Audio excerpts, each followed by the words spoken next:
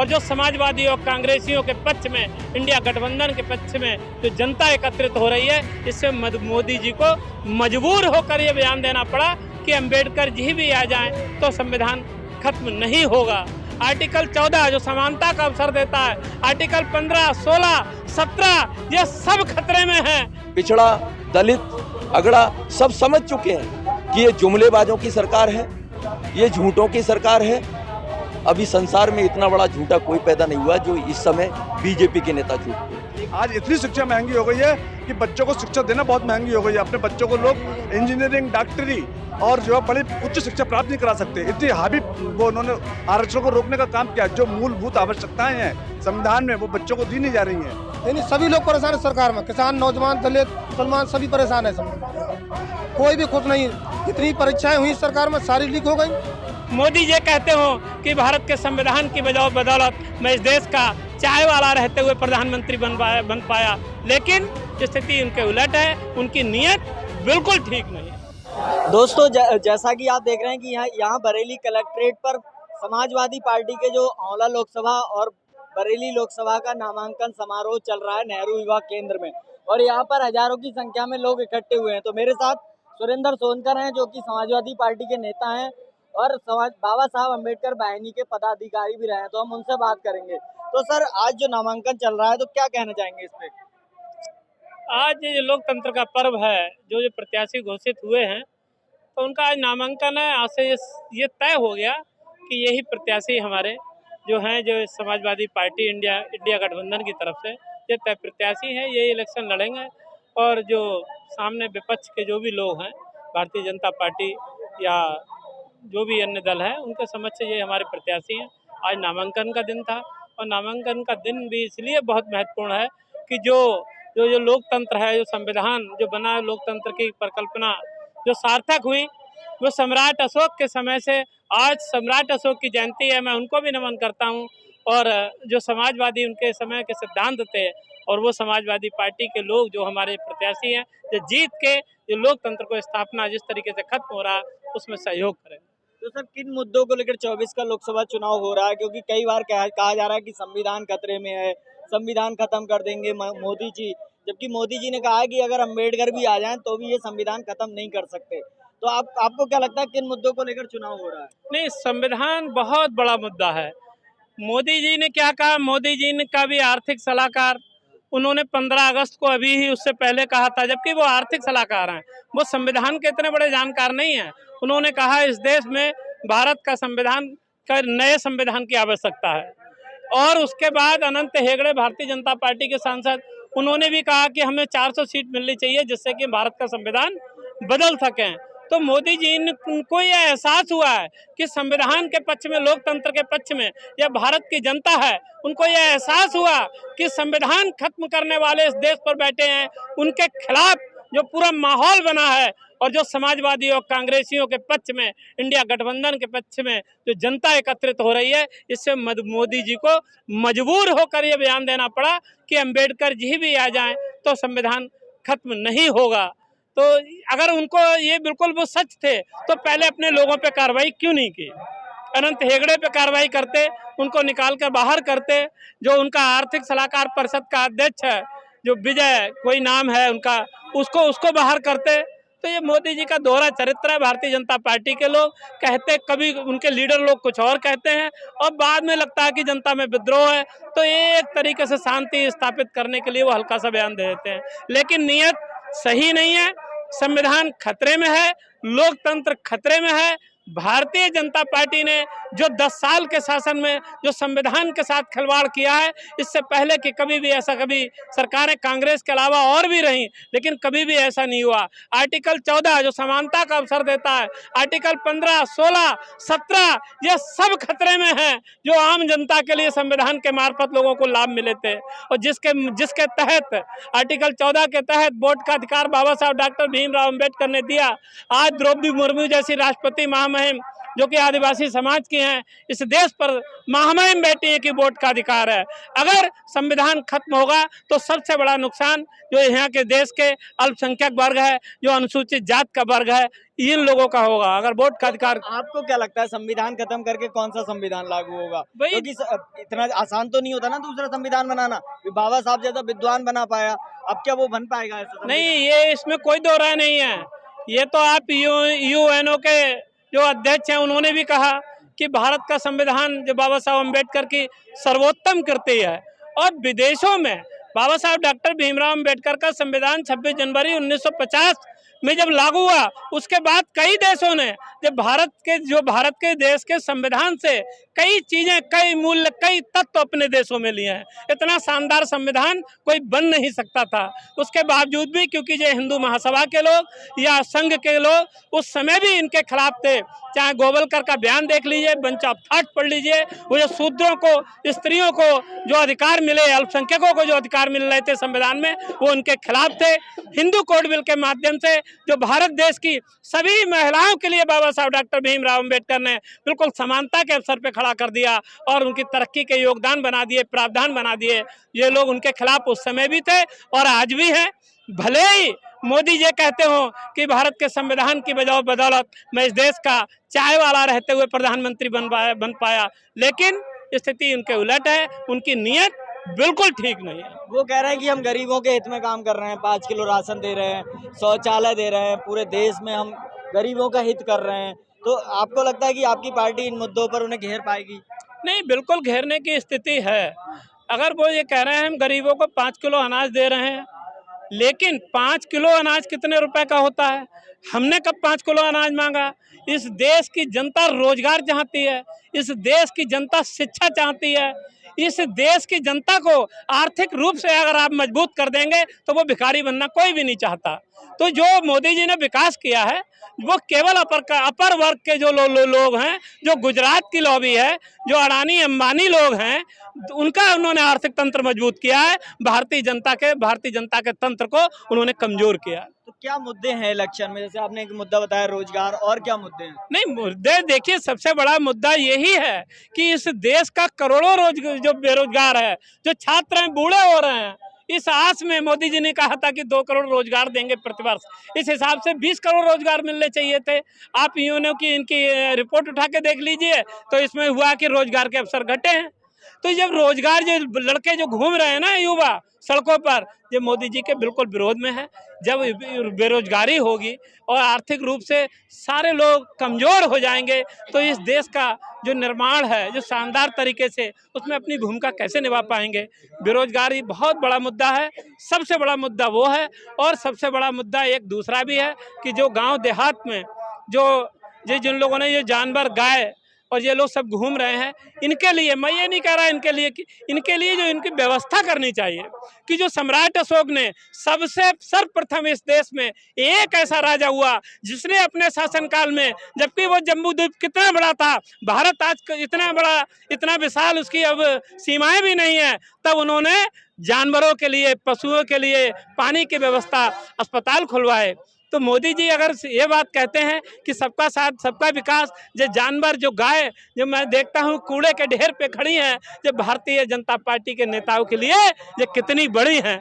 मैं ये कहना चाहता हूँ कि अगर फसलों का नुकसान हो रहा है, कमजोर हो रहा है किसान, उसका पैसा लग रहा है, खाद के दाम भले ही स्थिर रहे हों लेकिन खाद चुरा ली गई, सारे तरीके से तंत्र कमजोर किया जा रहा है।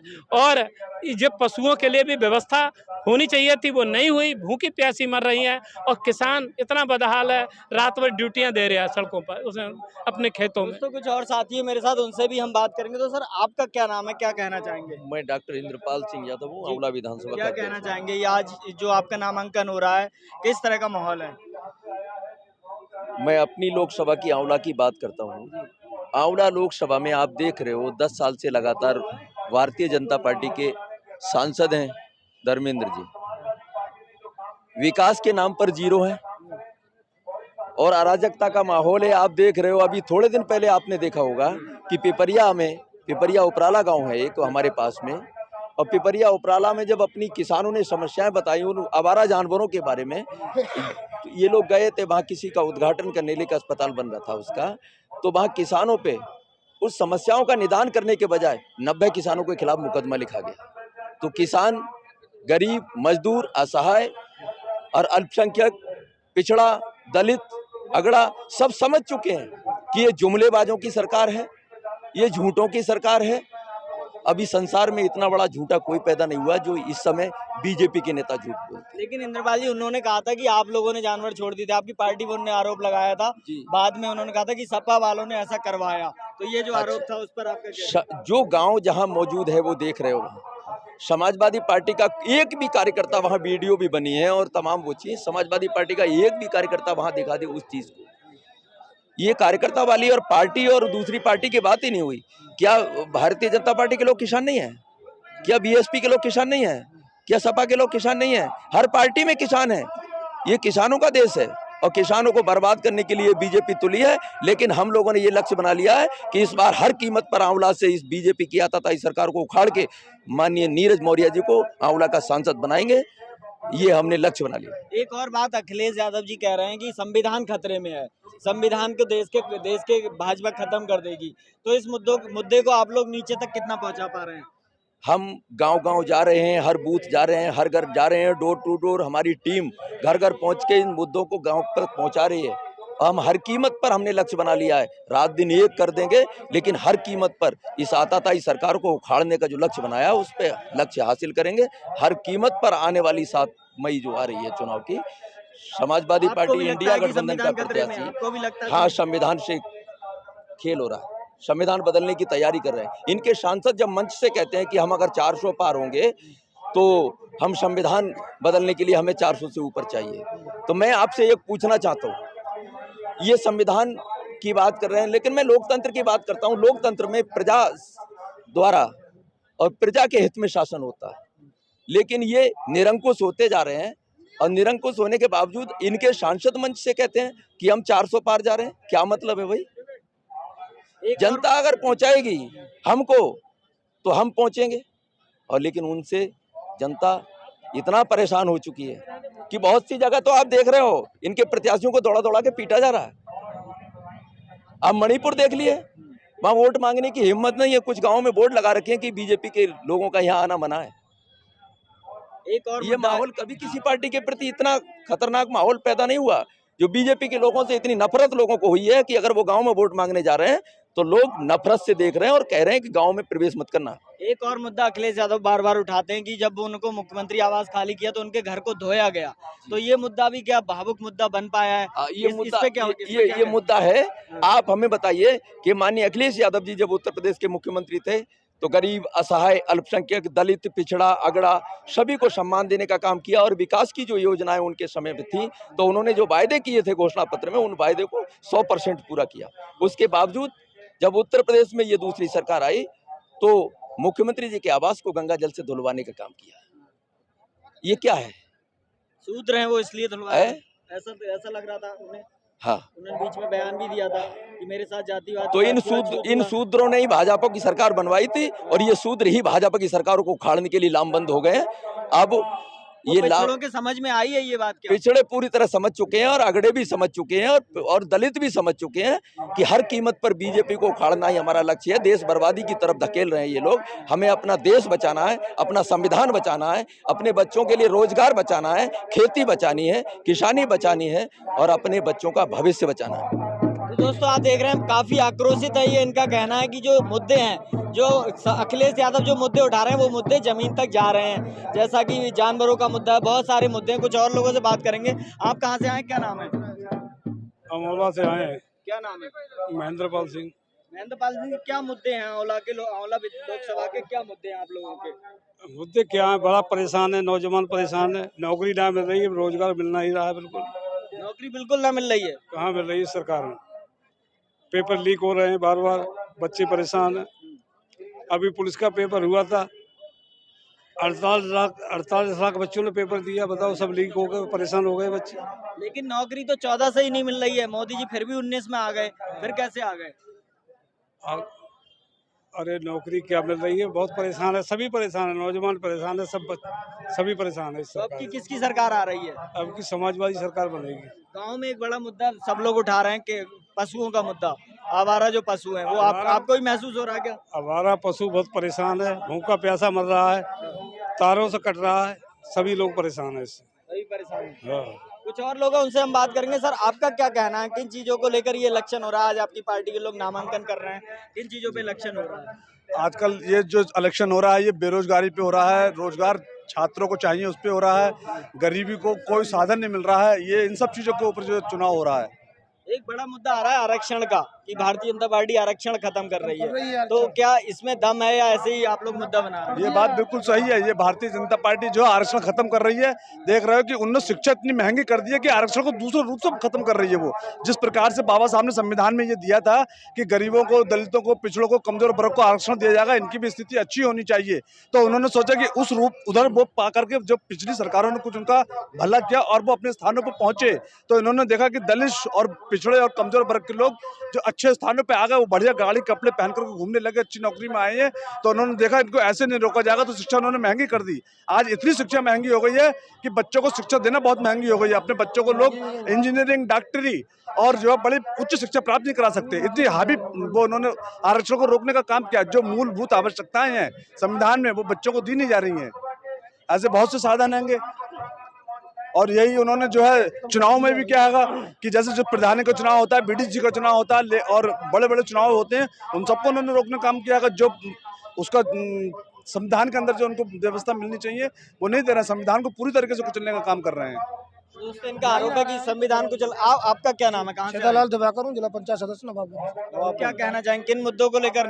बरेली लोकसभा के ही हैं आप, तो बरेली लोकसभा में नवाबगंज में कौन जीत रहा है? नवाब प्रवीण सिंह एरन जीतेंगे चुनाव। क्या मुद्दे हैं नवाबगंज? बहुत मुद्दे, इतनी बेरोजगारी सरकार में, भाजपा सरकार में जो आज इतनी भ्रष्टाचार, गुंडागर्दी की तरह से हो गई है, और विद्यालयों में बच्चों की तो पढ़ाई शिक्षा कभी खत्म कर दी इस सरकार ने बिल्कुल। जैसे पहले इंटर तक फ्री थी शिक्षा, जो वजीफा मिलता था बच्चों को, पहले छात्रवृत्ति मिलती थी, वजीफा बंद कर दिया, आरक्षण ने खत्म कर दिया। आज जो स्थिति है, जो 400 की किताबें थी वो 4000 रुपये मिल रही हैं। सभी विद्यालय वालों, प्राइवेट स्कूल है, उन्होंने अपनी किताबें जो हैं दुकानों पर रख रखी हैं। दुकान वाले कह रहे हैं कमीशन पे हमें भाई दे रखा है, हम तो अपने पास तक नहीं बेच रहे हैं जो किताबें। इस तरह की ऐसी घोटाला हो रहा है, बढ़कर फैला रखा है। सरकार में होता है स्कूल का इसमें तो बहुत कमीशन, ज्यादा हुआ। कांग्रेस फिर में भी होता है। किसान परेशान, नौजवान परेशान, यानी सभी लोग परेशान है सरकार में। किसान, नौजवान, दलित, मुसलमान सभी परेशान है, समझ लीजिए। कोई भी खुश नहीं। जितनी परीक्षाएं हुई सरकार में सारी लीक हो गई। कहीं नौकरी है, कहीं पे कोई नौकरी नहीं, सारी नौकरी खत्म। यानी आरक्षण खत्म कर दिया इन्हें। तो चाहे आगे आने वाले समय में इनकी जो मन से कहते हैं संविधान खत्म कर देंगे, अगर संविधान बदल देंगे ये लोग तो रह क्या, कोई वोट मांगने भी नहीं आएगा आपके पास। जब वोट का अधिकार भी खत्म कर दो, बाबा साहब ने जो संविधान दिया उसकी ताकत हमें मिली, वोट के अधिकार से हम लड़ रहे हैं। कि मेरा तो कहना है, जैसे बाबा संत काट गए थे, या बाबा जैसे इनकी दोनों की मित्रता थी अच्छी, तो बाबा जी ने भी कहा। मैं तो कहना चाहूँगा सभी लोगों से, भाई अपने बच्चों को शिक्षा बहुत जरूरी है आज के समय में। बच्चों को इनने तो मंदिर मस्जिद में फैला दिया, लोगों को उलझा दिया, बिल्कुल धर्म के नाम पे उलझा दिया लोगों को। आप जिला पंचायत सदस्य हैं, बरेली जिला पंचायत में भी भाजपा की सरकार है, तो जिला पंचायत क्या काम कर रही है? कोई काम कर रही है? काम जिला पंचायत में हो रहा है, बहुत ना के बराबर काम हो रहा है। जिस तरह से काम होना चाहिए उस तरह से नहीं हो रहा है। जैसे मेरा वार्ड खुद का है, कहीं कोई डामर रोड आज तक नहीं हुआ है। पहले के समय में सीसी रोड वगैरह अच्छे खासे हो जाते थे, गाँव के अंदर भी हो जाते थे, बाहर गाँव के अंदर कोई काम नहीं करा सकते हम कोई, यानी जिला पंचायत 50,000 वोटों का प्रतिनिधि है, मगर वो कोई विकास कार्य नहीं कर सकता अपनी मर्जी से।